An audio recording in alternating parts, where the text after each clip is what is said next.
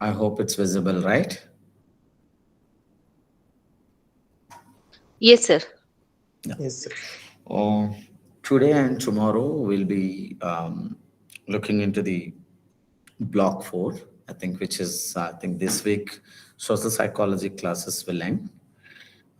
Today mostly I'll cover first 3 units if possible, because fourth unit and some of the questions, some question papers somebody shared, I think Kranti has shared. Once the class is over, at the end of the class, we'll discuss what is your expectation by sending those papers, because when I checked it, all those are question papers of previous examinations. Then accordingly, we'll discuss at the end of the class. So this is the agenda for today's and tomorrow's class. There are 4 units under this block 4.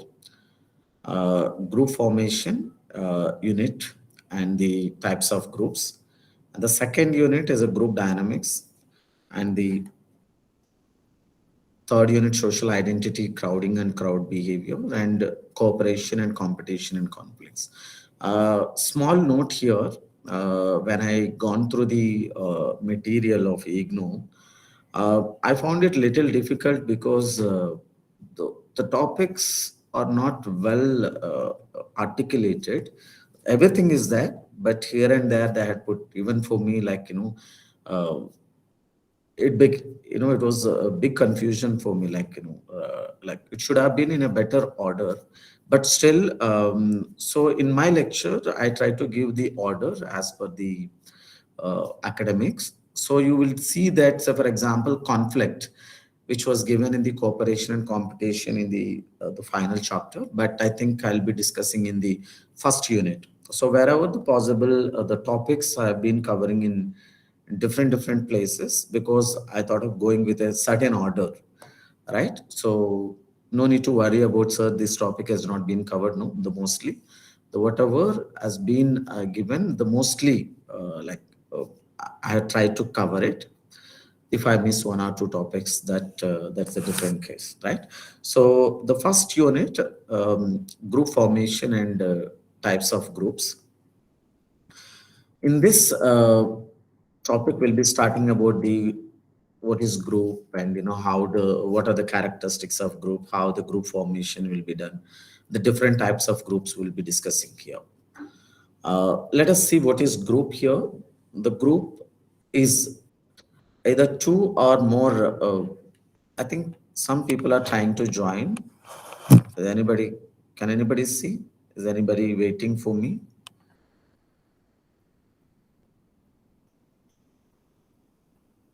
to get into this class? Excuse me.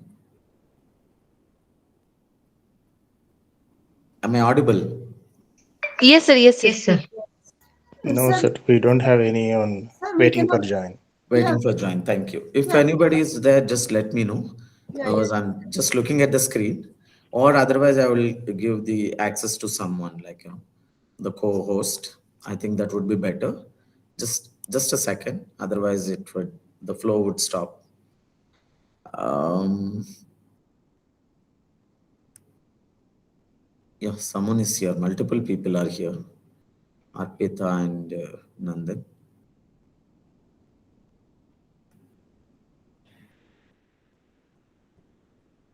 So let me. Any volunteer who You can. Make Gopi as a I think co-host. Gopi. Kiran Kumar. Okay, fine.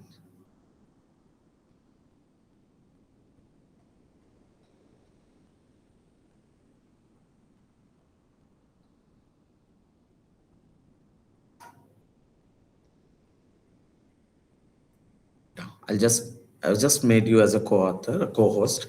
Please, allow others if anybody is waiting. All right.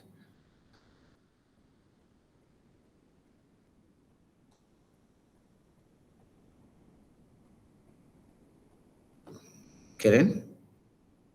So now, is it visible? Yes, sir. Yeah. Is it visible? The Yes, sir. You PowerPoint. are audible. Yeah. Thank you. So let us first see what is group. Group is either 2 or more people who interact and are interdependent in the sense that their needs and goals cause them to influence each other. So the basically the two people, the technically we say two people is not a group, but anything more than two, like usually group consists of 4 or 5, 6 members, but we can say that two or more people who interact with each other and interdependent on one another, we call them as a group. So or else you can also define group as a collection of individuals who share a common identity, purpose of or interest, and interact with one another on a regular basis.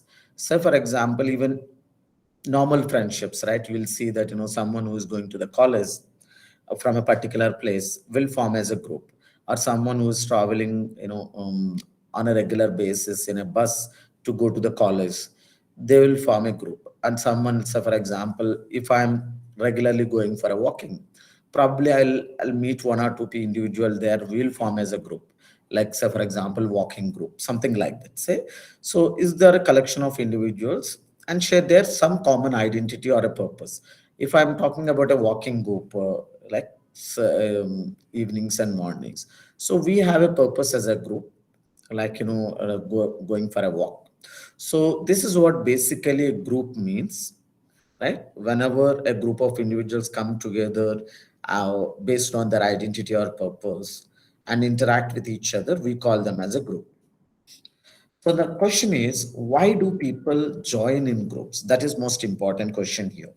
So what makes people to join in the groups? What happens when they join? Is there any purpose or is there any benefit for the people who join in groups? So researcher says that yes, when you join in a group, you have several advantages. The major advantages, not only just today, even in the evolutionary perspective also, we can see that it actually promotes the survival and also achieve goals. So for example, sometimes uh, as an individual, I will not be able to achieve certain goals. If I form as a group and as a group work, as a teamwork, we work, the probably will be able to achieve the goals. Sometimes living alone or surviving alone is not possible. Sorry, for example, during the human evolution, right, couple of centuries back, uh, being alone is not a survival strategy. So you need a group cooperation for getting food and going there and cultivation, whatever the practices during those days we have. So we need to have certain group cooperation which benefit our survival and also the reproduction, like whether it is in agriculture or any other. Hence, modern humans have an innate desire to belong the group. So it's not today it started being a group. Our ancestors started, sorry. So please Yeah, continue.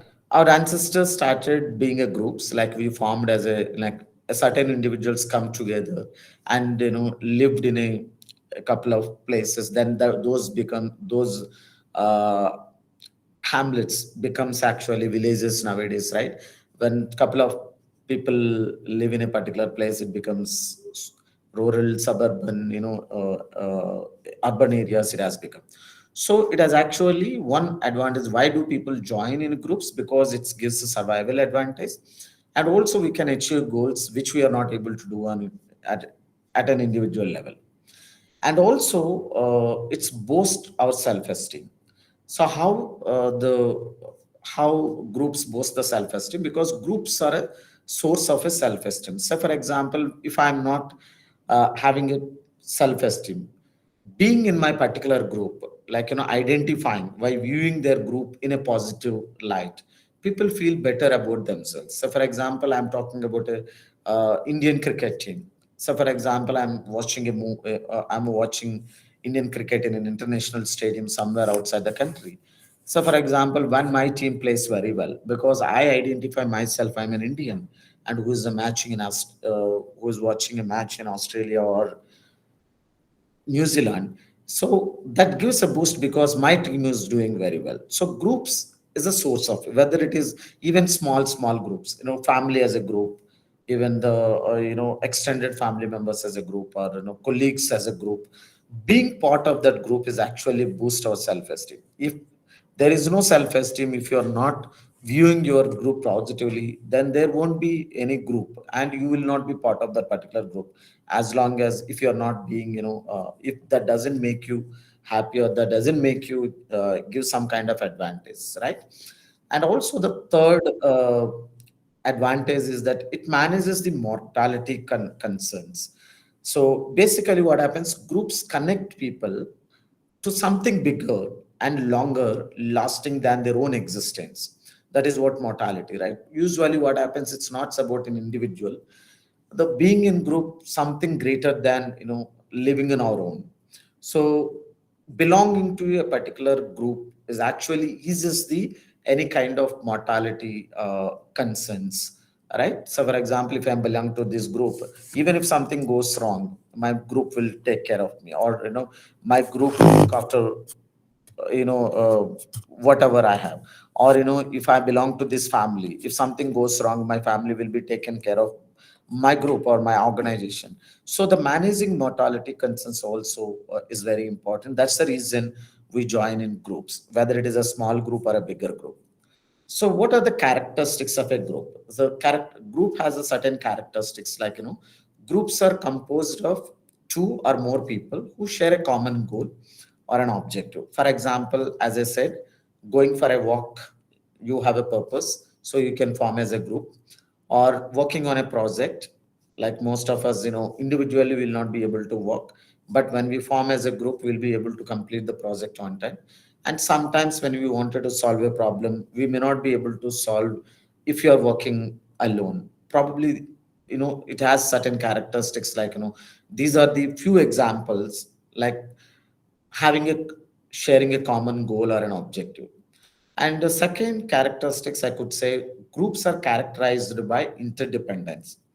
What is interdependence? Which means that actions of one another, one member of the group can also have an impact on the other members of that particular group. So this interdependence is often seen in most of the task-oriented groups, where each member has a specific role or a responsibility.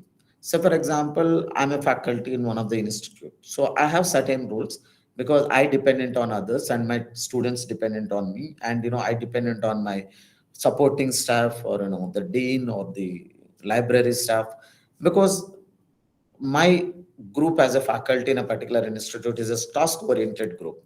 So we have a faculty group. Whenever there is an issue, like the we help each other, we solve problems together. So something like that. Whenever you are talking about an interdependence, why it is interdependence? Because we are a human beings, we can't do all the things alone. We need someone to depend on, either could be emotionally or psychologically or even materialistically. So each member has a certain role. For being a faculty of a certain particular department, I have certain roles and responsibilities given by the management. So as long as I do my regular job and my perform my regular roles, so the group mechanisms of the group will go very well, right? And the third one, groups have a distinct social structure, which include roles, norms, or a communication pattern. So, what is role? As I told you, roles refers to the expectation and the responsibilities associated with a particular position or a status in the group. Say, for example, if you are working in a software company, or there is a team leader, there are the team members. So there is a clear distinction between what are the roles of a particular group, a team leader, what are the roles of a team member. So for example, I'm working in an institute. As a faculty, I have a certain roles. As a management, my colleagues have a different roles. So these are the expectations or the responsibilities based on the role or a status in a particular group. So for example, as a group member, as a faculty, I cannot run the institute. My job is to help management to handle the classes, and I handle my own classes. So that's how I make my part. So, what are the norms here? The norms refer to the unwritten rules and expectations that govern the behavior of the members. Sometimes, like There are unwritten rules in our society. There are unwritten rules in our family. There are unwritten rules in our organization. So nobody, it won't be there on a paper, but how to behave. So for example, greet each other when you enter in the organization. Be polite, right? Have you know, a good conversation with your colleagues. So these are the certain norms, how to behave when you are in an organization, how to behave in a when you are a part of a particular group.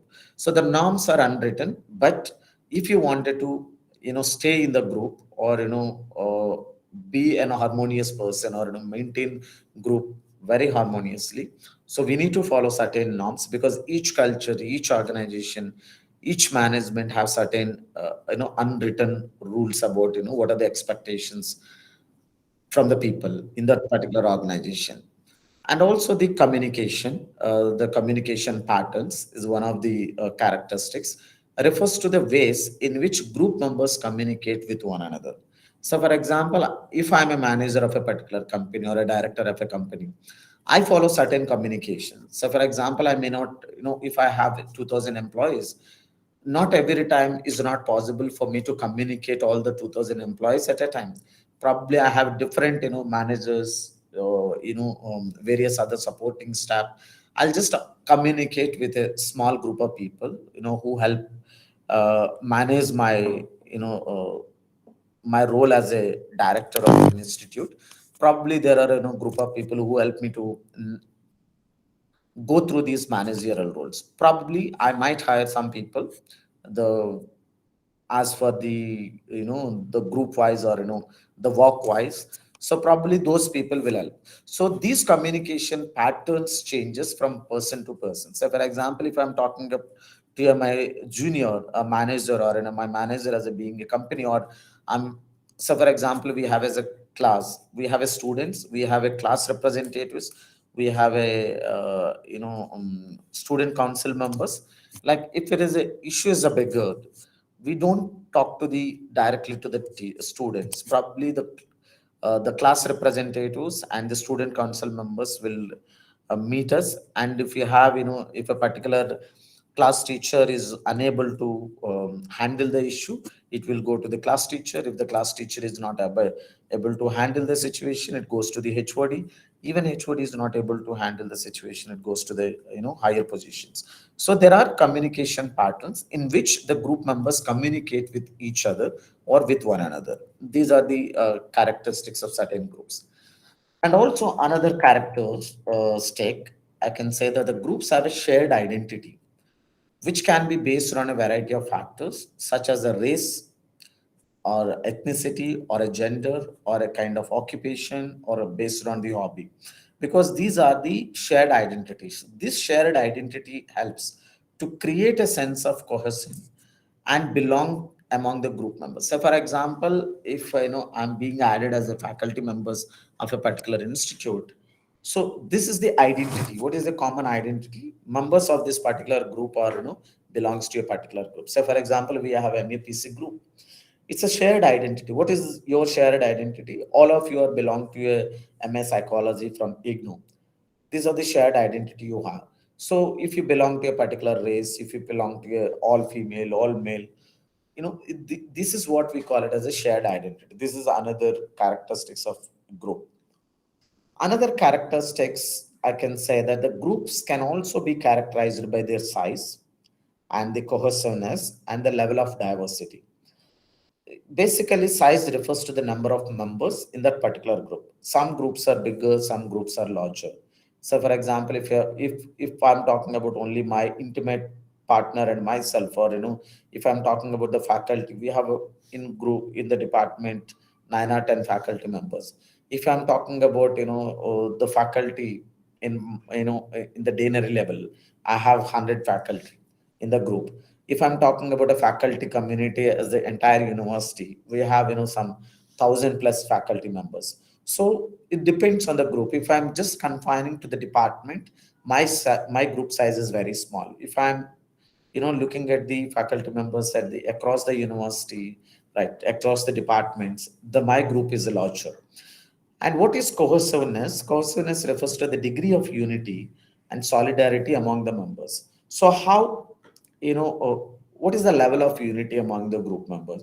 The bigger the group or the lesser the group or the, the unity. So for example, sometimes when you are being a group, not everyone will make a decisions, like one or two make decisions and others follow, right? So it basically talks about the cohesiveness is about all about the unity.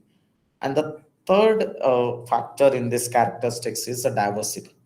So what is diversity here? The diversity refers to the degree to which group members differ in terms of the demographic characteristics or in terms of their opinions, in terms of these experiences. So for example, when you are working in an organization, not everyone comes from the same village, same educational institute, same state.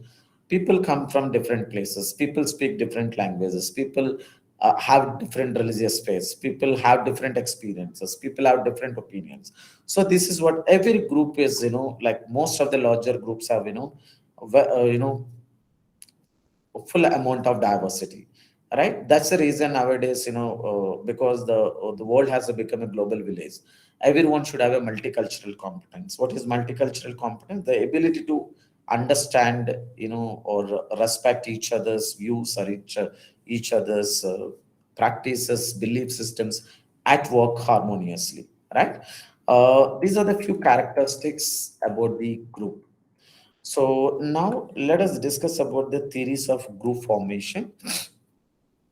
There are two, three theories were mentioned in the textbook. I hope two theories, in which basic theory they are talking about the social identity theory. What is social identity theory?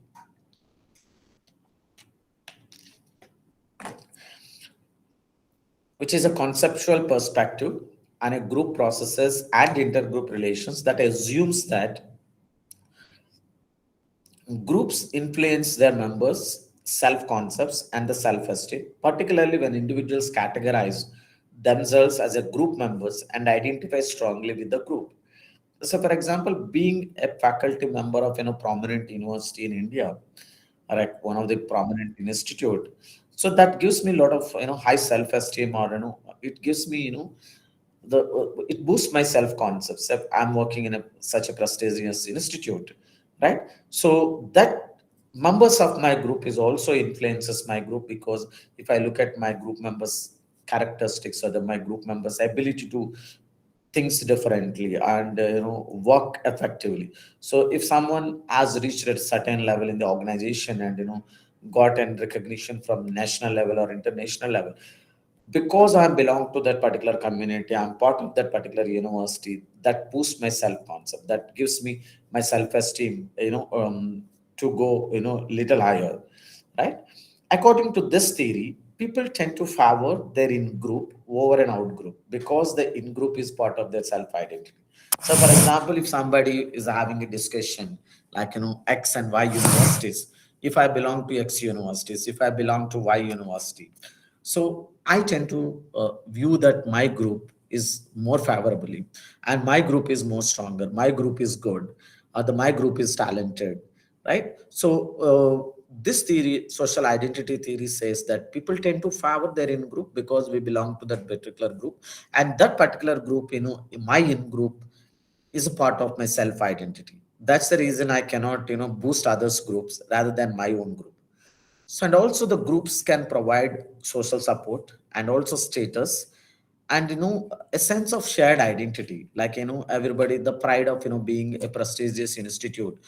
It's a shared identity, all of us, we share, so that are not present in individual identities. So for example, if I don't have an ID card of my institute, so I'm just an individual. If I'm just going in any other village, if I'm traveling, if I don't see that the my status is different at individual level, my status would be different as a faculty level. So, right? So this theory was basically proposed by Henry Thesfall and Turner in 1979. This is what basically the social identity theory says. That the second group formation theory, the social exchange theory. This is a theory envisioned social interactions as an exchange in which participants seek to maximize their benefit with the limits of what is regarded as a fair or just. In other words, we can say that This theory, social exchange theory, suggests that individuals join groups based on a cost benefit analysis. Like we all tend to see that, if I'm joining this group, what are the benefits, and what are the costs for me. So for example, here the cost in the sense how much time I need to put into it, like how much effort I need to put in, what are the potential conflict if I'm part of that particular group, or what are the benefit. Probably the benefit is how much social support I get it. So what is my status, or what are the different sources I can access just being that part of a particular group. So when I cost benefit, if I just look into the evaluate the cost benefit analysis, because it's a social exchange, uh, when I see the rewards are higher, then I'll tend to join in that group. If I see that there are no rewards, only it cost me so much, my time, my effort, but still I'm not able to get anything in terms of monetary benefits or in terms of the recognition, then I will no longer be in that member of a particular group. Probably I would just resign and leave, because I'm not getting much um, awaited or much looked after recognition or salary. Salary is a monetary benefit. So other than this, so far we discussed what is group, like characteristics of group, and group formation theories, like why do we join groups. One is social identity theory, because it boosts our self-esteem, and also social exchange theory, because we join in the groups if we perceive that group will help us, and group shares the resources, so I will be benefited. So now let us focus on the different types of groups. What are the different types of groups we have? Groups are an important component of human social behavior and can take as many different forms. These are the few or some of the most common types of groups that we can come up. There are a number of different groups or classifications, but I just going to discuss some of the prominent different types of groups. So one of the classification or the one of the type of groups are the primary groups. What is this primary group? Is a basically or typically very small that are based on the personal relationships and interactions. So these groups are characterized by high level of emotional intimacy and a strong sense of identity and belonging. If I'm being part of my partner, or my family members, so I might have a lot of emotional intimacy with my family members because I depend emotionally on them. Or sometimes we have a very close friends, 2 3 members as a friends, or 5 6 members as a friend. So all these groups are, these are the primary groups, because it's based on the personal relationships and interactions and regular interactions, and a lot of emotional components or emotional intimacy is involved in the primary groups. And other than primary group, we also have the secondary groups, reference groups, in groups and out groups. What are the secondary groups here? The secondary groups are typically larger and more formal than the primary groups. So for example, I have a group at my at my home, like my family as a group. And also I have friends who are still in the villages. When I go there, I'll enjoy with them. Probably that's my the primary group. But when I joined this institute or a different institute, these are the primary groups, like more than the formal groups, because it is larger than my primary group. Primary group mostly I can have a 5 6 people, but when it comes to these secondary groups, it is more formal in nature. So these groups are taken or often task oriented. So as a being of a faculty of prestigious institute, I'm this part of this group. I'm part of my secondary group. So this secondary group has a specific purpose or a goal, such as working in teams or working in committees. And also we have the other type of reference groups is a reference groups. Reference groups are the groups that individuals use as a standard, because we want to compare whether we are doing well with benchmarking, right? That's what we say, standard for evaluating their own attitudes. If I compare with other group, a standardized group, am I doing pretty good or not? Whether my values are when compared with the others values, other group values, is that syncing or not syncing. So these groups may or may not involve direct interaction with the group members. So because why we don't have a direct interaction? So for example, if in any organization, like, if you have a different teams in a software company or for different projects, so we always, compare with other groups, or, standard, like certain, a particular group has got more money, and, they are doing pretty good, they're earning more, like, or like when we compare with, because we consider in a particular person, or, group of people who are more used as a standardized group, for me to always keep checking with my group with the reference group. And also we also have in group and out groups. In groups are groups to which individuals belong, and with which they identify. If I'm identifying as a faculty member, a member of a particular faculty, which is my in group. If I'm talking to the other, like, while out groups are groups in which individuals do not belong and may view as a different or inferior. Probably I said, sometimes working in a prestigious universities boost my institute, reputation or my self concept. Sometimes I might be inferior with when I compare with, some super duper university, right? Sometimes it is in group is viewed, we already learned in group is being viewed more positively than the out group. Sometimes when we see the in group, out group is more superior than in group, than our in group. Sometimes our in group is more superior than the out groups. And we also have a different classification of, formal groups and informal groups. Formal groups are the groups that are formally established, such as, teamwork, work teams, or a school club or a college clubs. These groups are typically have established rules and procedures for a membership and behavior. Not everybody part of these teams, not everybody is part of a school club. So for example, being in this institute, I can't become a member of, IAM Bangalore group, or, some other group, because these are the formal groups, is established, a particular, rules and procedures to be followed, or a membership. I should have a membership in order to be member of that particular group. And we also have informal groups. Informal groups are the groups that are not formally established, like in a school or a college or a institute, and may arise spontaneously based on some shared interest or goals. So for example, when you're watching a cricket in a stadium, like probably if you're watching an IPL, probably you will tend to identify someone who is a shared goals or interests. So for example, if I'm just uh, supporting RCB, so I easily go with other RCB supportive group, because I can see that there are shared interest and goals, because I just wanted to win my Royal Challenge Bangalore team. And also I find it, other people who are who also has the similar interest.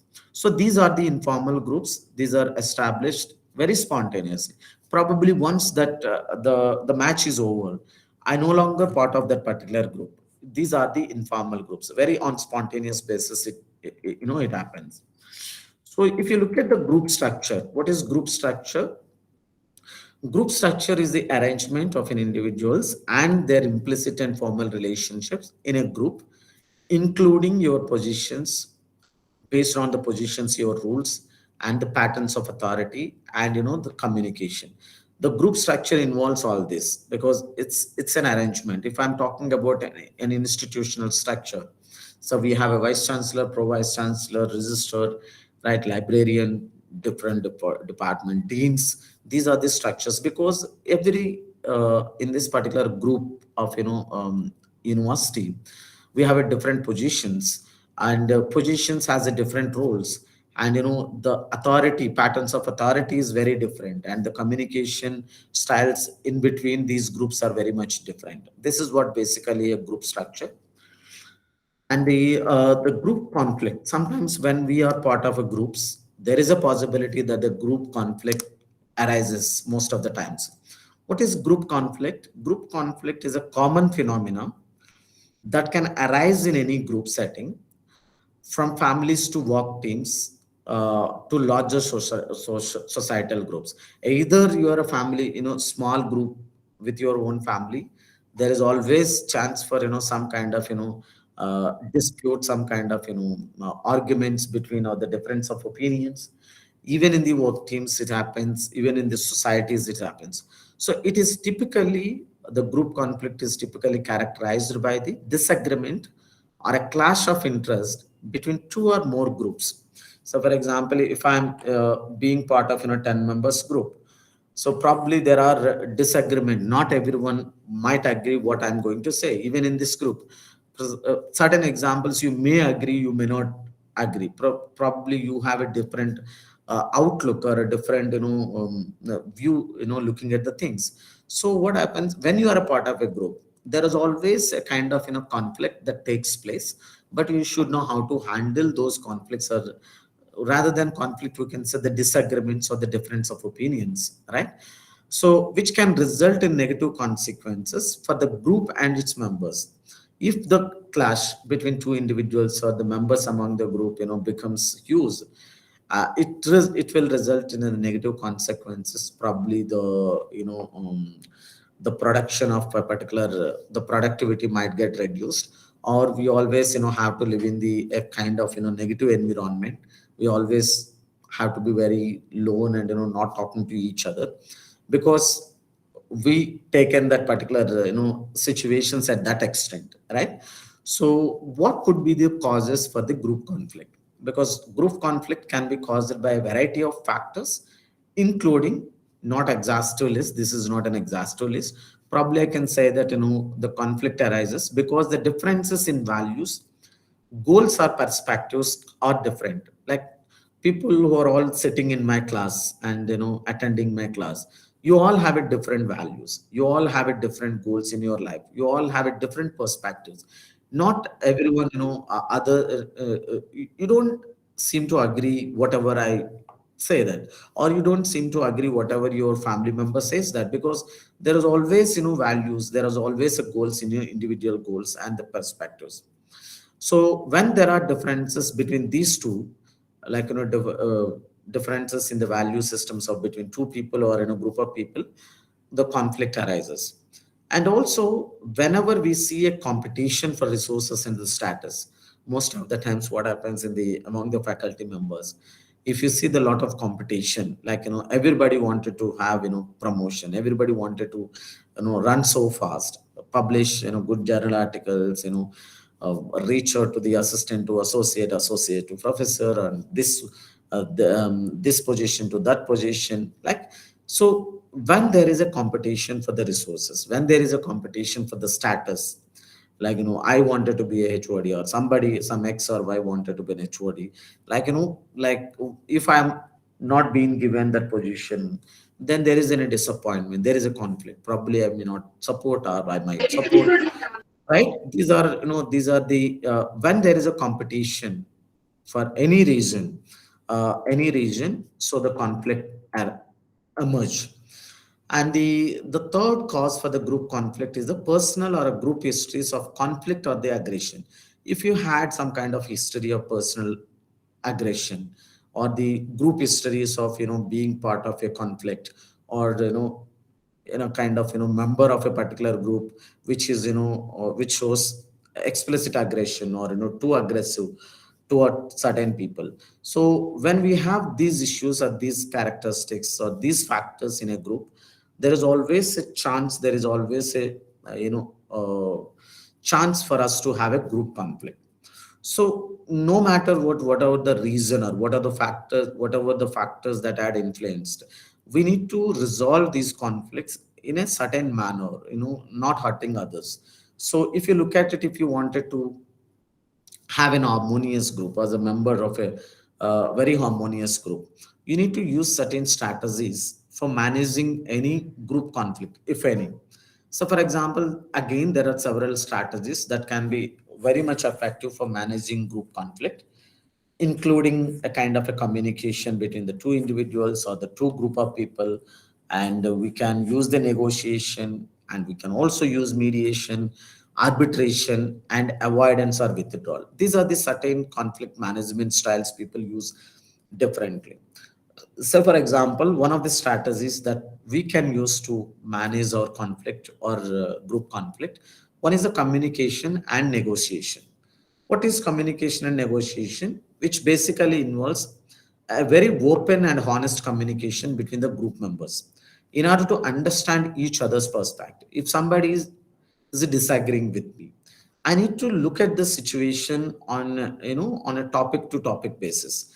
Not that this guy. If I have a opinion that whatever I say, this person is always opposes. So that creates a kind of a tension between the group members, even in the organization. So what is this communication and the negotiation? It's a very honest communication. Even if we had a difference of opinion or a disagreement between people or two groups, so we need to exchange our ideas in order to understand each other's perspective. We need to communicate each other's ideas and find a mutually acceptable solutions to resolve the conflict, right? So if I have a open communication or negotiation with open heart, with open mind, probably the any conflict can be resolved. And sometimes when communication and negotiation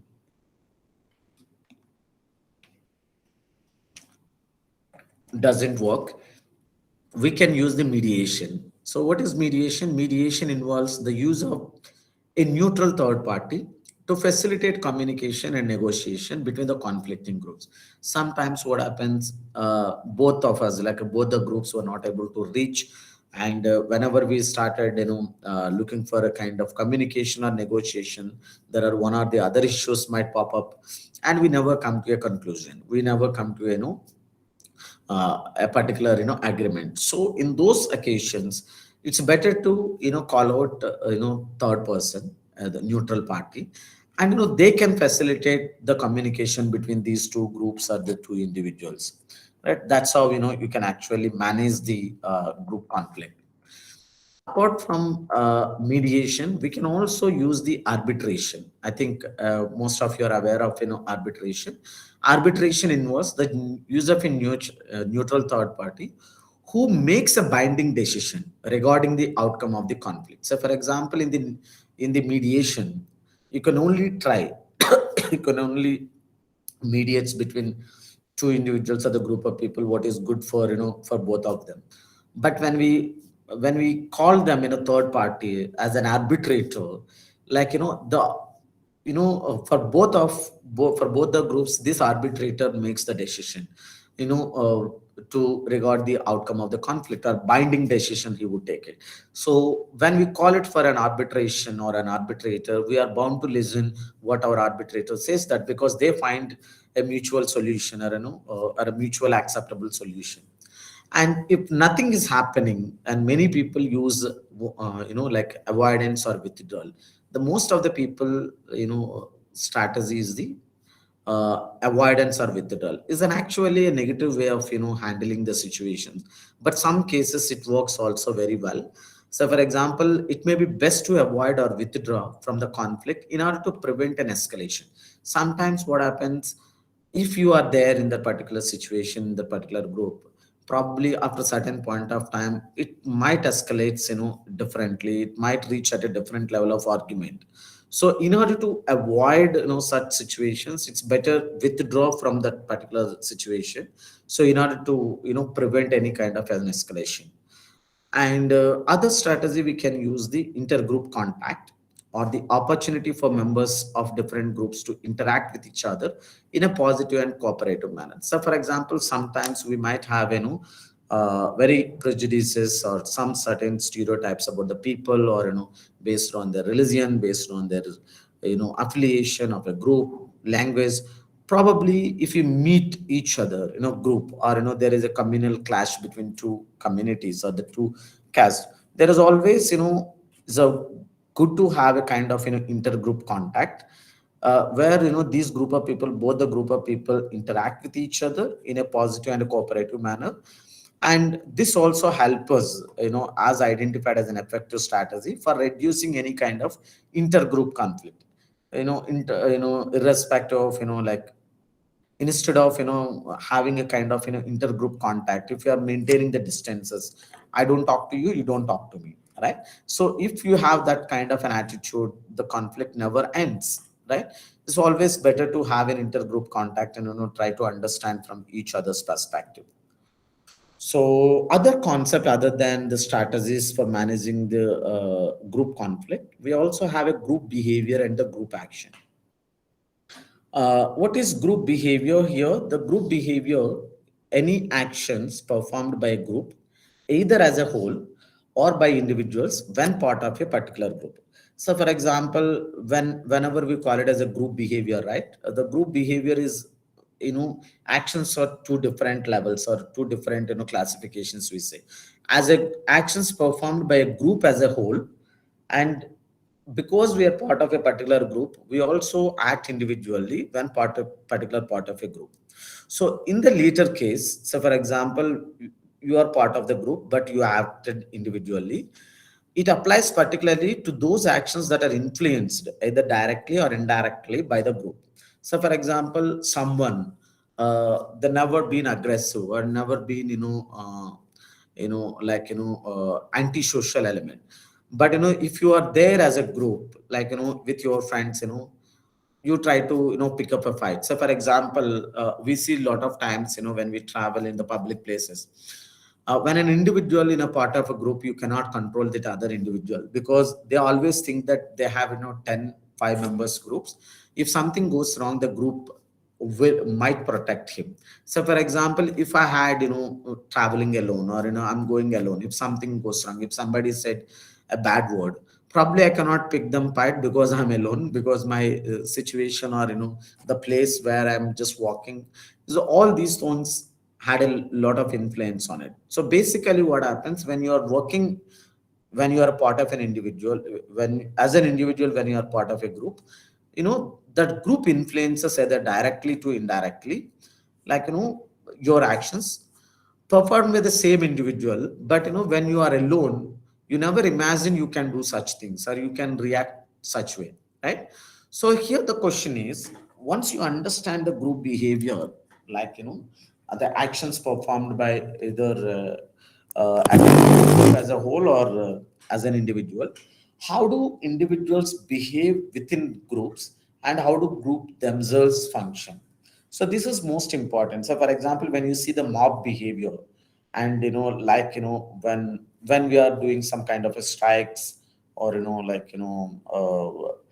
agitations, like we shout very loudly, we say few certain things we shouldn't say. But when you are alone, when you are called, probably I wouldn't say those things because I don't feel protected, I don't feel safe when you wanted to say. That's the reason we always the social psychologist always believes that individual is when you are alone you act differently, but when you are a part of a particular group, sometimes a monster comes out from you or from us most of the times, because a kind of anonymity. If I think that nobody would be able to recognize who does this because I'm a part of a group, like then people tend to do anything because there is an anonymity, because the responsibility is not on my own, the responsibility is on my group. All right. So let us see how individuals behave within the groups. So if you look at the certain characteristics of the group behavior, one is the social norms. What are the social norms? All societies have norms about which behaviors are acceptable, and some of which all members are expected to obey. So, for example, if I'm sitting in a library, what is expected? We should be quiet in libraries because that's the norm of a library. Not that I can dance, I can scream in my library, right? This is I need to obey to the rules and regulations of what the librarian says, and then only some of which vary from group to group. So, for example, what is appropriate to wear it to when you're going to wedding? What is how to what are the appropriate ways to wear certain clothes when you are going for a funeral? So basically, the group behavior or an individual behavior are directly or indirectly influenced by the societal norms. Like, the way we are going, we don't go for a funeral the way we are going to a wedding, right? So the power of the norms to shape our behavior becomes very much clear when we violate them too often. So, for example, every time we are violating a certain rules, say for example, sitting in the library, the librarian says that I should not talk, or no one should talk when you are a library. But every time I might, not listening to my librarian, probably at the end, after a few occasions he had to react in certain way in extreme cases. So probably he asked me to leave the library. So these are the certain norms. The norms changes from group to group or situation to situation, context to context, right? And also we also have the social roles. Social roles are a kind of shared expectations in a group about how particular group are supposed to behave. So for example, norms specify, basically we learned that norms specify how all group members should act, irrespective of I'm a faculty or I'm a teacher, I'm a student, or I'm a supporting staff. If I enter the library, all of us have to obey the librarian rules or the library, the norms. So for example, but social rules specify how people who occupy certain positions in the group should behave. Say, for example, if I am a head of the institute, that role as an head of the institute gives certain, information or certain expectations. How should I behave in that as an head of the institute? If I'm just a student in this organization, there are certain expectations. How should I behave? Right? So the rules specify how people who occupy certain positions in the group should behave. So, for example, here I had given in a business, a boss and an employee occupy different roles, different social roles, and they are expected to act in different ways in that particular setting accordingly. Because a boss cannot act as an employee, and an employee cannot act like his boss, right? Because there are certain expectations put forward, like, from the by the organization, right? So the social, however, sometimes people can get so far into a role that their personal identities and personalities completely get lost. There is one interesting study, I think some of you might have heard this experiment called the Philip Zimbardo's prison experiment, I hope. All right. So if you look at the Philip Zimbardo, what is this experiment says that when the participants are assigned certain rules in this particular experiment, they had gone that an extent certain extent that their personal identity and their personalities has completely changed. Let us see what they have done. For the people who have never heard this experiment could be benefited. So for example, as part of this prison experiment, Philip Zimbardo and his colleagues built a kind of mock prison in the basement of the psychology department at the Stanford University. And they also paid students to play the role of a god and the role of a prisoner. This is we basically call as a prison experiment, Philip Zimbardo's prison experiment. So there are two participants. One set of participants are the police officers. They have to act as a gods in the prison, and other set of individuals has to act as a prisoner. So, which role of a participants played, either could be God or a prisoner, was basically when they conducted the experiment. They called all the participants. They just flip a coin between two individuals. Okay, if it is a tail, you will be part of you be a prisoner. If it is a head, probably I would be a God. So these are the this is how they determine just flipping a coin. So now, once they have decided or determined which role these people has to play, so the gods were outfitted with a uniform of khaki shirts and pants, as if like it's a real scenario they had given. And these gods were given khaki shirts and pants and a whistle to use and a police nightstick and some kind of reflective sunglasses for them to show that they are the officers.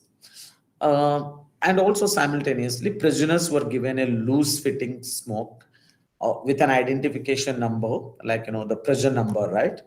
Uh, Stamped in it on the shirt, and a rubber chappals or the sandals, a nylon stocking cap, and a chain attached one ankle, which means that it indicates that they are prisoners. So, using this experiment, initially the Philip Zimbardo and his colleagues planned for this experiment to go about the 2 weeks. They wanted to understand how the role, the social roles changes the personality or the changes their behavior. But they couldn't continue with the 2 weeks. 2 weeks, they had to end up this experiment within 6 weeks, because the people had gone that an extent of torturing other individuals, because they completely lost who they are. Because everybody knows that when they are part of this experiment, they were being briefed about what was this experiment. All of them knows that they are being part of a psychological experiment.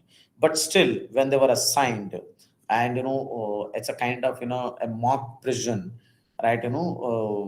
Like everybody internalized, like both the prisoners and also the gods has internalized their roles. So the gods started behaving very cruelly, like hitting the other people, and asking them to stand naked in the prisons.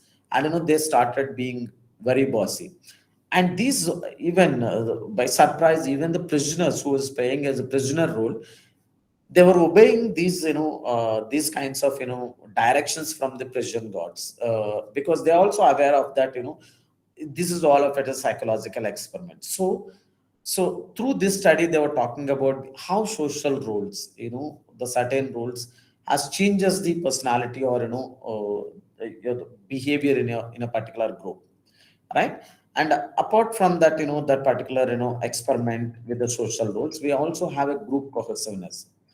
What is group cohesiveness? Group cohesiveness refers to the qualities of a particular group that binds members together and promote liking, a kind of between them.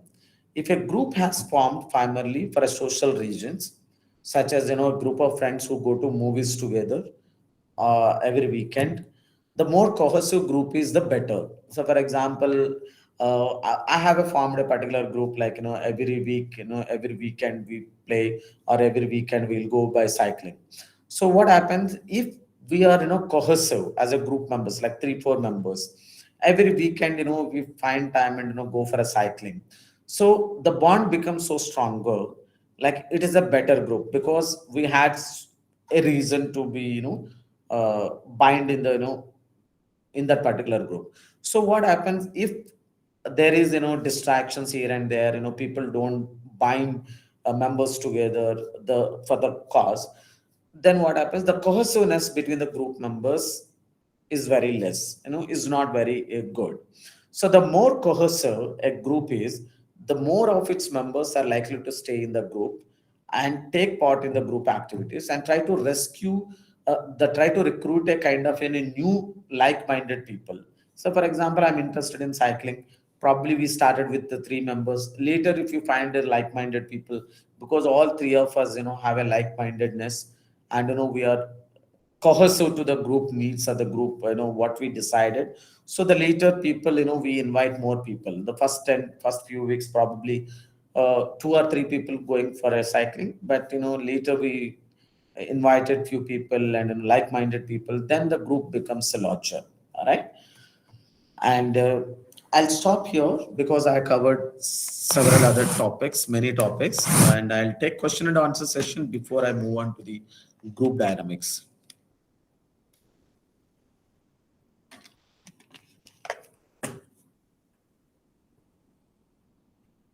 Any questions, if you have any?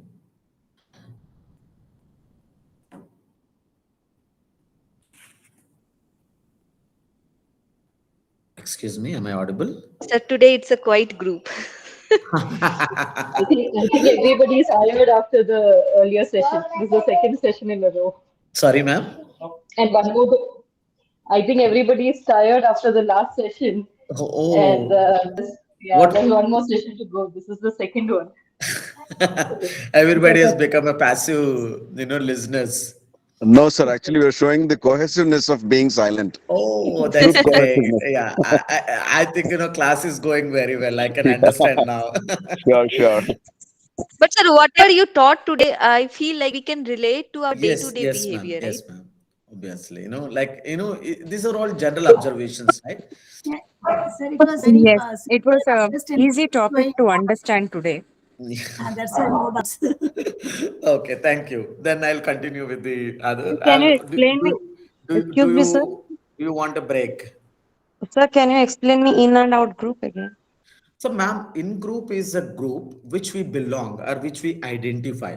So, for example, if I identify and belong to a particular group, as I told you, I'm a faculty member of one university. So, all the members in that university is my group, right? So, I see that the rival university or other university is my opposite group.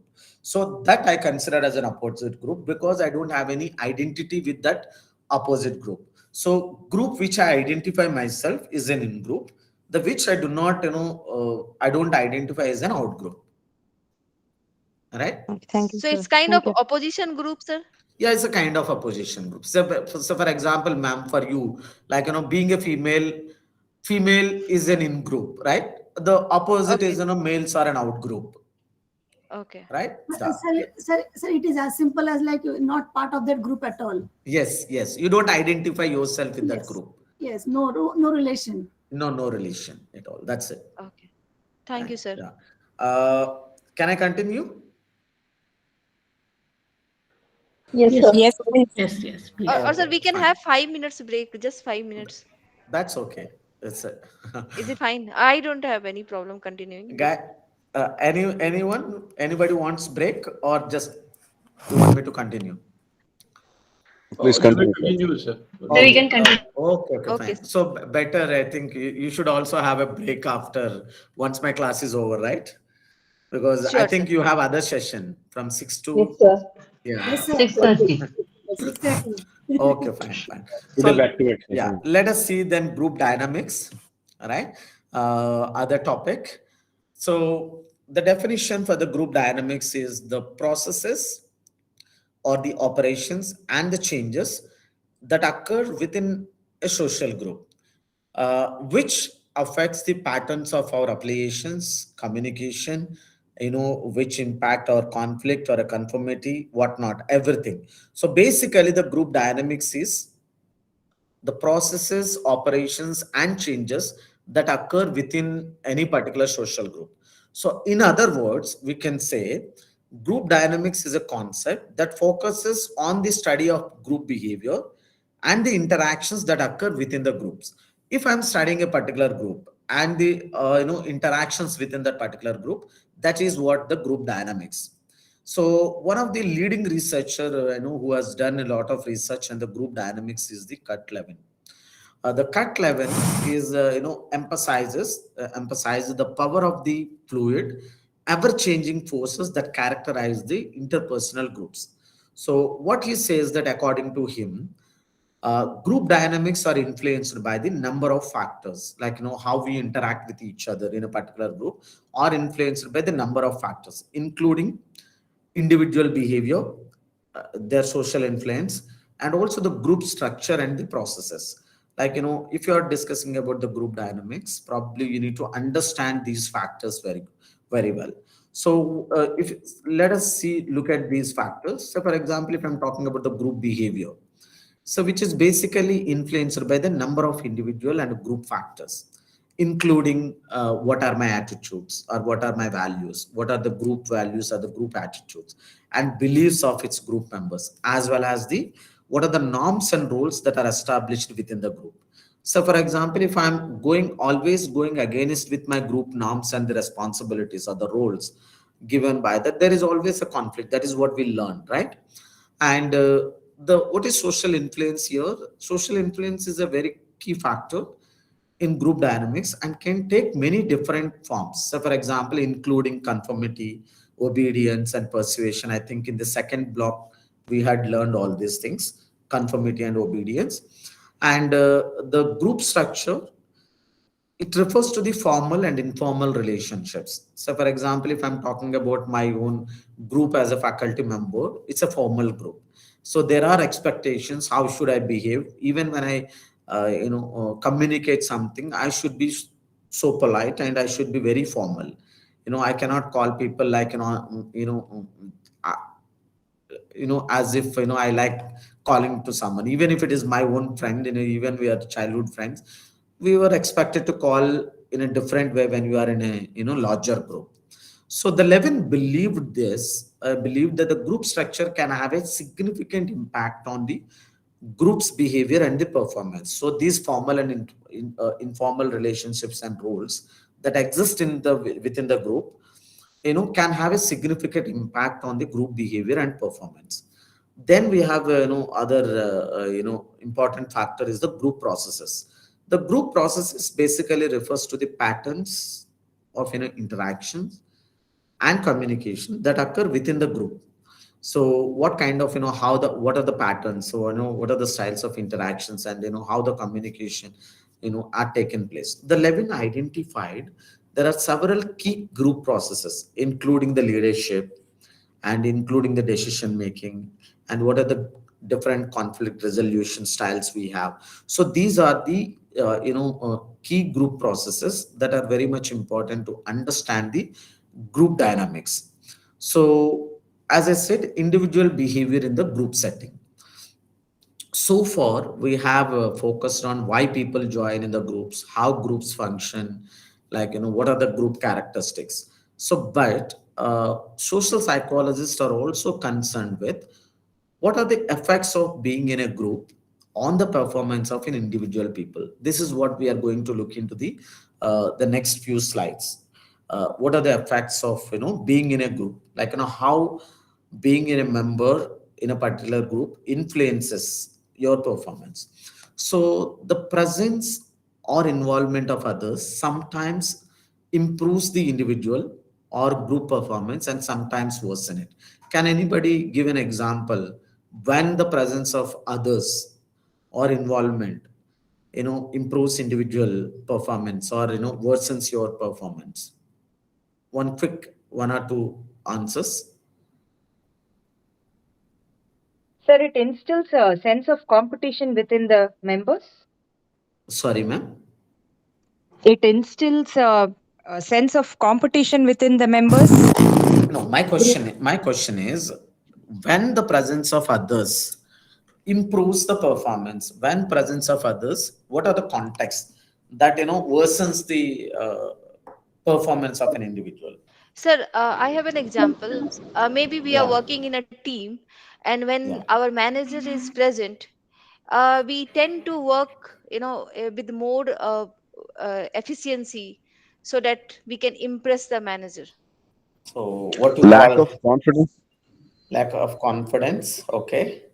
Maybe group So, studies, how group studies help in, if we study as an individual versus if you're in a group of probably these like all of us psychology students together, we might be more motivated to study further and share information.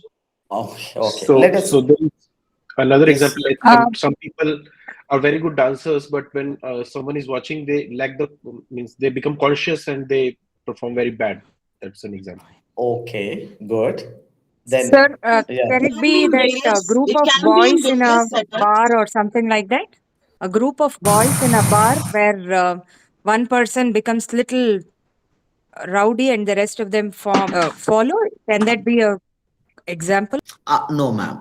Like No, that's that certain depends on the certain person. example, but my question is very specific. Yes, that influences definitely because the group polarization is there. My question is, I'm talking about in terms of performance. So I think I got answers. Sir, I Like, have one. I have something to say, sir. For example, if somebody is not following the rules of the group or the norms of the group, then definitely that person is giving a negative example to the other or the rest of the group members. Okay, and if the same person is following all the rules and he is trying to improve the group performance, yes, he will be an example. Okay, otherwise there are chances that he'll worsen the group. Okay. if they don't follow the rules? I think let me give an example, and using there we have different concepts here. Let me start with Jazang's theory, or Jazang's ideology about how individual performance is different in the presence of others, and when it worsens, when it is shows high performance. So Jazang, as a researcher, he argues that the presence of others increases arousal and consequently enhances the emission of a dominant response, which is the basic assumption when he had given a theory. So he goes on to say that during the early stages of a learning, dominant responses are likely to be wrong. If a person learning a new step, for example, I think one sir has given an example of a dance performance, right? If a person is learning a new step, the wrong movements are likely to be very dominant in the beginning, because that's the initial stage. If I'm going for a dance class, I'm just learning. If somebody is watching my dance, so what happens in the initial stages? First of all, I'm not confident enough to dance, and I haven't learned much dance movements, but I have noticed that few people are observing my dance, so it actually worsens my steps. I don't know, I become very poor dancer here. All right. So according to the Jazang, it enhances the wrong movements. But for expert dancers, somebody is already very good dancer, where the correct moves are likely to be dominant, the presence of others improves his performance. So for example, the more audience he sees that, the more sees that the more attention he is getting, so he performs very well. This is what the basic idea of Jazang's theory, like when it improves, when it is worsens. So based on is this ideology, we have in different topics like social facilitation, social loafing, de-individuation. Let us see what are the differences between these three things. One is the social facilitation. This is basically answers when the presence of others energizes us, or when the presence of others positively gives feedback. So this concept can be explained by the social facilitation. What is social facilitation? Which is a basic tendency for people to do better on simple tasks and worse on complex tasks. Like what he says, the social facilitation for people to do better on a very simple task. And Jajang had given different ideology, right? When you are a new, like you tend to make more, because the dominant is you tend to do more wrong movements. The similarly, the social facilitation is the when people to do a better on a simple task, uh, do better task on simple task and worse on a complex task, because the task is very complex when they are in the presence of others, and their individual performance can be evaluated. So for example, when when that this particular presence of others, like individual performance can be evaluated, so then probably your performance will depends on it. So for example, research on social facilitation finds that people do better on a well-learned task when the presence of others, because you are learned very well, uh, than when they are alone. So for example, because you learn that you will be evaluated, so the evaluation is the criteria, because you have already learned very well, and you are being evaluated, like that the task very well. Then when the moment that you will be evaluated by someone else, and people are looking at your the performance, probably you do very well than when you are alone, because when you are alone you don't think that no matter how whether I'm being evaluated or not, because I don't get any compliments even I do very well, even if I do perform very well, because that's how the social facilitation works. So for example here, if students have studied very hard and know the material very well, they might do better of taking an exam in a room of full of people. Like when the concept, when people are like, because you are being evaluated and you are competing with each other, like in 100 people or 50 people, because that you'll do very well, rather than you are writing, you are practicing a test on your own at your home, right? So this is what basically the social facilitation. the tendency for people to do better on, well learned task or a simple task, and worse on complex task when they are in the presence of others.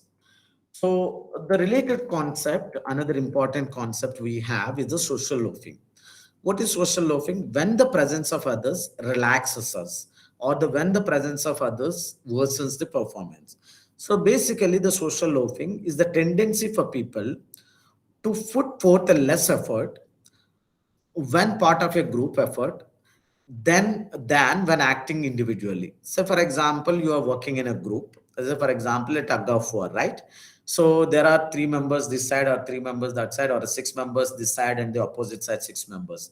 So when you do the I think, in our lifetime, someone, all of us might have played, one or the other occasions the tug of war.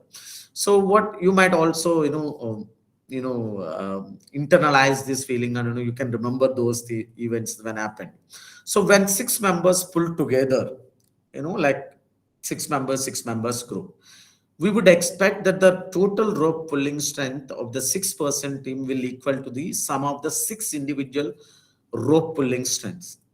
But what happens in the reality is, the study says that, and when we found, when we are part of, tug of war in the rope pulling, we always assume that the other members will pull, because if it is a group activity, even we pull so much, right, we don't, think that, like our recognition will get the recognition, or we will be identified who pulled it, right? So because this is the tendency for people to put forth a less effort when part of a group effort than when acting individually, because it's not an individual activity. So other example of this phenomena could be included the amount of clapping. If somebody is teaching, right, so at the end of the, speech, everybody is clapping. The most of the times what happens, we just touch our, hands, but the no sound comes actually, because we think that, okay, let others clap, right? I think most of us, understood the concept very well, the social loafing. But when you are alone, probably you can't do that, because others, if you are two three people are there, while clapping, everybody should clap, because otherwise what happens, you being, identified that you are not clapping, you are not appreciating. So this is what the social loafing, the concept is. The third one is de-individuation, which is a getting lost in the crowd, right? What is getting lost in the crowd? De-individuation is the consequences of the feeling anonymous can be much more serious than the loafing or on a group task. So what happens when we are a part of a group at 20 members and a 10 members, like, the group is involving in some kind of, picking fight with other group members, or, being very rude. I don't know, like what happens, people believe that there is anonymous. If I'm doing it, people cannot identify, because it's a group act. So there is no individual responsibility here. So the being in a group can also cause de-individuation, which is the loosening of normal constraints on behavior when people cannot be identified. In other words, we say getting lost in a crowd can lead to an unleashing of behaviors that we would never dream of exhibiting by ourselves. So, for example, when you are doing some kind of a protest, the protest become, very serious, like, throwing stones on others, and, putting fire on other things, like, because we are part of it. We see a lot of agitations, or, like, dharnas and all, where certain dharnas become very seriously.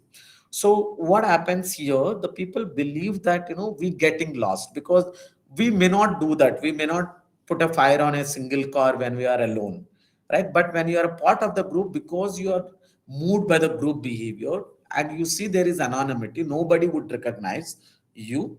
So that, you can see that, individuals, you never become, you can do such things when you are individual, when you are working on your own.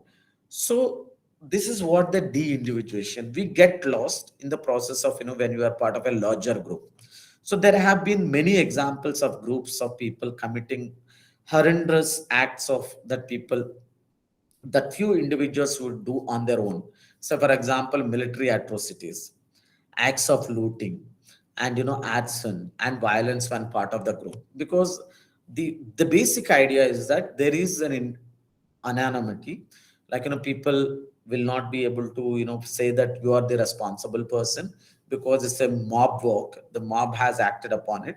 And also there is something called de-individuation. We just get lost of the group, like we just go in a flow. All right, so this is what basically the de-individuation. So if you look at the de-individuation, makes people feel responsible. Why it happens, why people commit so many crimes here? Because the de-individuation makes people feel less accountable, because people feel less accountable for their actions when they recognize there is a reduced likelihood that they can be singled out. So because if 100 people, 100 adolescents, and 10 groups of people are acting very aggressively, so they think that nobody would be identified, singled out. In those cases, you do a lot of atrocities. And also the de-individuation increases the obedience to group norms. If the group has a certain norms, so the likelihood of the group members to obedient to that group norms is very huge, because you don't want to be singled out again, because you follow the group norms. Even the group is destructive, still destructive, but still you can be more aggressive about it.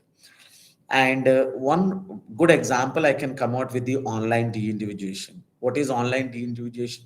Nowadays, whenever you watch, any program, or any talk, or any news channel, whether it is in YouTube or the live program, people the people who use the fake email IDs, and they use very derogatory language, like even as an individual you will not be able to talk. And they talk about the body private parts, they use it, they call out, nowadays, because the belief is that you get lost in the group because somebody is using a certain words that are derogatory, that are insulting to the speaker, that are insulting to the member, but still people used to use it and you used to react it. Because I hope everybody has that experience whenever you watch the news in the YouTube and see that, because we belong to a particular group of party and particular individual we like, and the clash between two heroes, and you see all derogatory words, because it's an online de-individuation. You get lost, because the whole idea is you don't feel accountable it. So for example, that is the reason nowadays there are so many cases registered by the police officers. Even in Andhra Pradesh we have a court ordered comments, because there are derogatory comments against the judiciary members, political members, and again these things have handled differently. So the online de-individuation is nowadays is very huge. So because people is actually using languages that actually reduces the other self concept, other self emotion, self esteem, right? uh, I hope the concepts are clear before we move on to the social identity and crowding and crowd behavior. Yes. Sir, the group loafing thing, Yeah. is it instinctive, or can we improvise on that particular situation, sir, of an individual part? So here, which is a concept, sir. So for example, I can tell you the social, why I had given this kind of clapping and tug of war, the group loafing and all, because we see that when you are part of in a group, because you are not feeling evaluated individually. So for example, as a faculty, I would give the group assignment, like 5-6 members has to come a group and they have to submit an assignment. At the end of each semester, what the many people say is that not everyone has worked. There is always a complaint about it, like because it's a group assignment, as a group it is evaluated, not an individual rubrics and individual component. That the tendency for people is, even if I don't do it, the average mark only I will get it. So that's the reason, if you feel that this group loafing is when a person believes that you are a part of the group, and whether you work well or you don't work well, you will not be identified, or you will not be evaluated individual level. That is what the social loafing or the group loafing. Sir, Thank you, sir. does it mean that a particular individual, not accountable or does not take responsibility of his behavior? Doesn't want to take the responsibility? He reduced, ma'am. He reduced his effort. Is actually because no matter, even if I do it, he says that okay. Even if I, pull the, the rope, what is, I'll not be able to, So get recognition because there is no individual evaluation, right? Group So, for effort. example, So it's a group group So effort. basically, sir, it is like that. My extra effort will not be gifted with any extra benefit. Yes, So why yes, to put extra effort? yes. That's it. Because let others It do could it. it could also be that the person doesn't think his effort would amount to anything. So, It couldn't it also be that he thinks that his effort might not amount to anything? It yes, won't make a yes, difference. yes, yes, yes. Because there are five people, they pull.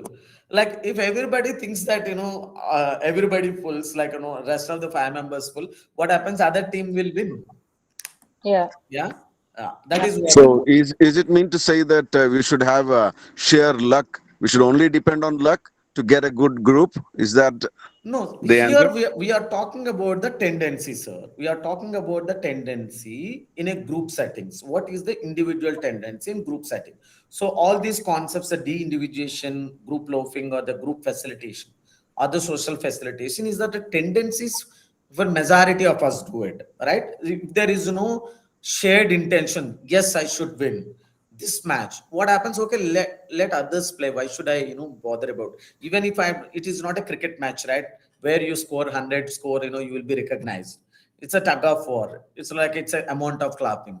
So when there are 100 people in the audience, like others, let others clap very bigger. Even just I just use this two of my hands, that indicates that I'm clapping it, but I don't put effort, lot of effort here. Sir, So can I even ask, in the case of signing petitions, we sir, have these. what is, Sorry, go. One by one, ma'am, one by one. yeah, sir, can I ask what is the motivation behind such a behavior? Because when in group, certain people, yes, they don't take the responsibility of doing it, but certain people are aware of that they cannot come out so negligibly. They cannot do something which will affect the group dynamics. So, what can be the motivation behind behaving something like that? Very simple, ma'am. It is about all evaluation basis, whether I'm being evaluated alone or whether I'm being evaluated as a group. If, say, for example, if I perceive I'm not being, evaluated in online, there is no recognition for me what I do. It's a group work, right? It's a group job. If a group wins, I will also win. If group loses, I will also lose. There is no intrinsic motivation for individuals to work. So that they just become very what you say, Complicit. not serious, not serious, Casual. right? Not serious about the task what they do. Sir, as a psychologist, what do you prefer or what do you suggest them? How do you motivate them to work as a group, as a team? So you need to establish a kind of the motivation. It's not about an individual performance, it's about the group winning. If everybody believes that the we should win, or it's not about the individual performance, it's a group. If everyone put it their effort, so I need to, as a, like, say, for example, sports psychologists work this way. Like, if the group win, if the as a group everybody plays well, only the team will win, and not just one person plays well, no, the rest of the whole team will win, right? So we need to create a kind of atmosphere, whether it is being evaluated or not, or at least you should not say that your work as not will not be considered as a group. If it is a win, it is a win for equally. So as a head of the team, or head of the institute, you always should encourage, like through various means, that everybody will get their own recognition. Sir, so does it mean, sir, if everyone is appreciated, that will be a motivation? Each and every member, and Yeah. not only the leader?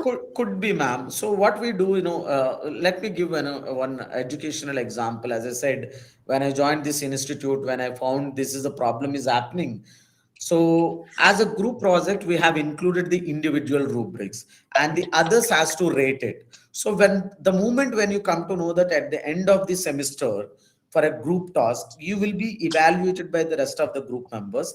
The tendency for people to become more serious about it, because it is not that only group. So what happens, there is a chance that I can get the low marks rest of my group members, because the other group members have rated me very low. So that gives a kind of the seriousness among the group members. That is one of the strategies what we, but this strategy cannot be applicable for in all situations, right? No, but also in social dynamics, we need all kind of people. Yes, we need all kinds of people. All right. Right. In Sir, also, And sometimes happens that some person might not be participating very well in one task, but in other tasks they are very forward and doing too much, taking too much responsibility. Yes, yes, yes. So we need to see the individual differences also. We need to understand what is his actual basic motivation is, right? So for example, if the person who is not, pulling the rope in a 6 members tug of war team, if it is just a 2 members tug of war team, whether does the person do the same thing or just one person tug of war? No, because he gives 100% of his effort, right? Sir, one more follow-up question. Yes, Sir, if there are the participants of 6 out there, and one is very lean and thin, and even though if he has given 100% effort, so is he the person who is supposed to take the blame? Yeah, that happens, right? It's not about the blame, sir. We are No, talking about the what is the individual tendency. Like, we are not talking about the evaluation. So, for example, it is not about a being fat or a being thin. Like, being fat doesn't indicate that, you can pull the rope, or being lean, you cannot pull the rope, right? It is not about the blame game. But when you are a and group, like the whole idea is when you are part of the group, how the group dynamics works, how group influences at individual level performance. This is what the whole discussion is about it. and I think as a student of psychology, we should not be blaming anybody. We Yeah, should try to understand their mindset understand only. how the motivations work differently from one individual to another individual. Irrespective of the result. Yes, yes, yes, yes, yes. yes, yes. Thank you, sir, sir. Right. also petitions. in Um, a, I had one question. So, in a typical corporate environment, like suppose you send an email to say 10 people and you ask for some action, it happens that Nobody replies. yes, It it happens happens. in the institutes also, ma'am. So, for example, when there is a CC, like everybody thinks that okay, other person will reply, Yes. right? At the end, nobody gives the reply. yeah, Exactly. It similarly, happens. even voting, elections, a lot of people who don't Yeah, vote, although vote they like support a particular party or a cause, even okay. petitions that we sign, there, even though we support a cause, we still, when we are part of a group, we feel that there are a lot of people who are going to sign it Yes, yes, anyways. It yes, will, yes, yes. but we don't act. I mean, at Yeah. least we have a tendency not to act. A very good example, ma'am. These are all very good examples of social loafing, right? That's why when we get 60% voting, we say it's very good voting.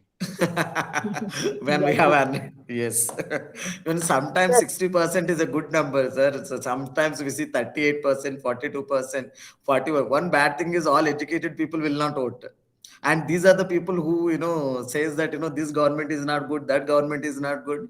The tendency for like say for example, you see the rural, you see the 90%, 80% vote, but when it comes to the urban, you see only 58%, 56%. Why it is so? Like, there are, the people, Educated person, yeah. locals. Eh, Sir, right, ma'am. I think yeah. we have only 20 minutes time, or should I continue with the question and answer session or finish it? Because Sir, why I thought of finishing it off. sir, we'll finish it, sir. One more question I need to ask.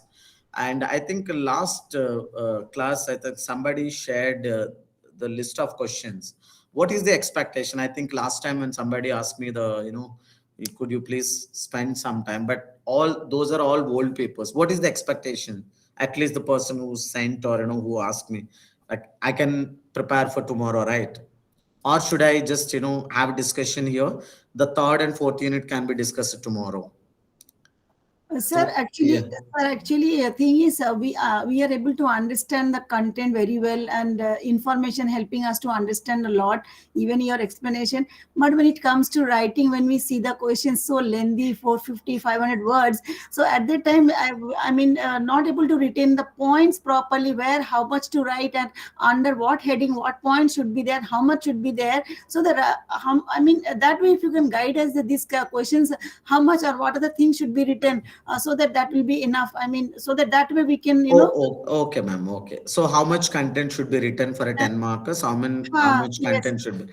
Yeah, that we can discuss tomorrow, ma'am. Tomorrow is a very, small lecture only in continuation, because Sir, I we have think a it small, would take yeah. maybe 10 minutes. I think you could guide us, sir. Only 10 minutes will you can. So, for example, I have seen the question paper, ma'am. Like, so for example, in the question paper, Like, sir, today we have understood, like today, I'm talking about me, myself. I have understood everything so well. But if you ask me to write now, it will be difficult to retain the points and under what I will write. So it will be so difficult to write and ma'am, compile. for your question, things could be so. For example, some people are good at with a rote memory, like whatever the textbook they will write. Some are, if you have a language skills, like what you can put it in the paper. You just even this lecture you can convert it into an answer. So, for example, if I'm asking a question about how the group influences in individual behavior, like if you can write a story about it, how it influences us so nicely, that you can write. But what happens if you're looking for only textbook knowledge and comparing with it, you always find a difficulty, right? Whether should I write my own explanation, or Yes. should I just write the textbook language? These are only I want to understand, sir. These are Yeah. what only that we can write in our own, how we'll get marks or not, or we Yeah, have to ma'am, you follow can. So, for example, ma'am, so for points example, only you have to follow. no, what is expected is, so for example, if I'm asking about the social identity theory, right? Like, so for example, let me read, they were asking about uh,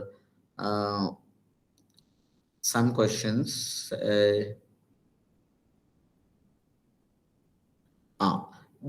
question is, discuss the main characteristics of the groups, explain various theories of the group formation. All right. So here, the next to the question, they have mentioned 3 plus 7. So what is this 3 plus 7? Discussing main characteristics of the groups. So for example, if I uh, this question cannot be asked like this. Sorry to say this. When you say the discuss and you are giving 3 marks, you are not justifying. So what you are asking and what you are writing is a different thing. So this question could have been asked, enumerate or list out the main characteristics of the groups, because I'm assigning only 3 marks. So for example, discussing, like, I had given some 6 or 7 characteristics of the groups, right? So if you're discussing a lot, Yes. that doesn't give any meaning. So in those cases, what you can write, not discussing, just enumerate or list out the characteristics, or all the bullet points should be written. Like, because if the question is about 3 marks, just write 3 or 4 characteristics, not all 8 or 7 characteristics. Then the next one, explain the fact. It says that explain various theories of the group formation. It is assigned 7 marks. In that case, what happens? There are 2 theories I taught you today, right? So this says that in the textbook also mentioned 2 theories. So if you write 2 theories and explain a little bit it, 3 marks, how much you can write? 3 marks, you can't write 4 pages answer. So 3 marks, it's based on the marks allocation you should write. And also you need to understand the keyword of the question. But most of the times what happens, the keywords in a question, just randomly people are giving it. So for example, in this question, like the attainment cannot be measured the way they ask this question, because what happens, 3 marks for just discussion, we have n number of characteristics. Discussion, it takes 5-6 pages of if you discussed it. So the keywords is very much important, and you need to cross check with the keyword and how many marks are allocated. Even if it says discuss, and the marks are 2 or 3, you know not to discuss about it, you just list out or enumerate. Yes, sir. Understood. Got it. Yeah. So that's Right. all, like content in the book actually so much, sir. And you have, Ma'am, I can tell you this, especially group.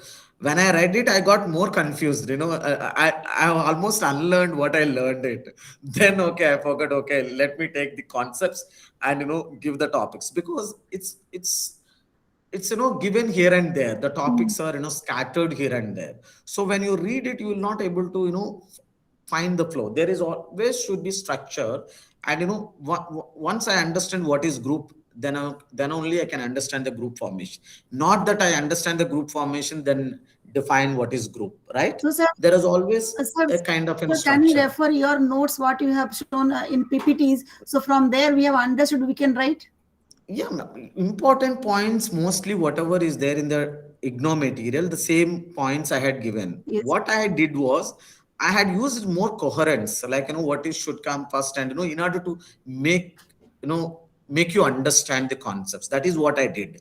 Everything is there in the IGNO. Like probably the language is different, right? Yeah. Thank you, sir. Yeah. Yeah. Sir, actually, there is a two-layer problem that I think she's talking about. See, there is an exam question where you have to write from your memory, from your learning, from the understanding. And right now, people are working on assignment, which is like an open book exam. For Okay. every question, you open the book, you see 50 points, you are struggling which point to write, which point to omit. In Yeah. exam, you won't remember 50 points. Yes. You will only remember the concept, the hard concepts that you are learning maybe in the group or in these classes or individually. You will learn, you will remember the concept and you will have to build your own answers. Yes. See, ma'am, you need to always see that. So, for example, as you said, one point you rightly said. So, for example, if it is a memory-based questions, what is the memory-based questions? If I ask you to define social loafing, and you can't, use your own stories, like creative answers. You need to write 1 or 2 lines of how the author or book has defined the Yes, sir. concept. Whatever they have Right? mentioned, that I have to write. Yes. So, for example, discuss or debrief, or or like we have explain. Like then you can write. You just take the subheadings or the concepts. All the subheadings should be there. If you're talking about the 2 theories, then you can explain whichever way you wanted to explain. But it should be the main point should not be missed out. So we have to remember the points, and based on that, we can write in our own words. Yes. If the concept is right, I have understood the concept. Yeah. Okay, sir. Thank you so much. Okay. If there are no questions,